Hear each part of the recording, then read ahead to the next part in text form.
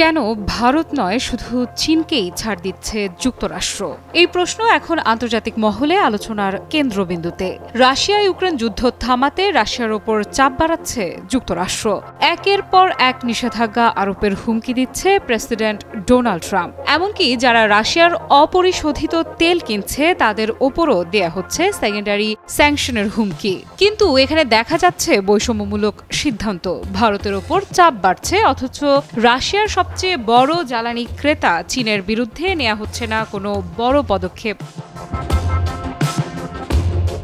সম্প্রতি ট্রাম্প প্রশাসন ভারতের পণ্যের ওপর অতিরিক্ত 25% শুল্ক বসিয়েছে, যা এখন দাঁড়িয়েছে মোট 50%। কারণ স্পষ্ট, ভারত যুদ্ধকালীন সময়ে রাশিয়ার কাছ থেকে ব্যাপক হারে তেল কিনছে, অথচ চীনের ক্ষেত্রে যুক্তরাষ্ট্র এতটা কঠোর হচ্ছে না। ফলে প্রশ্ন উঠছে, হোয়াইট হাউস কি ইচ্ছা করেই চীনকে ছাড় দিচ্ছে?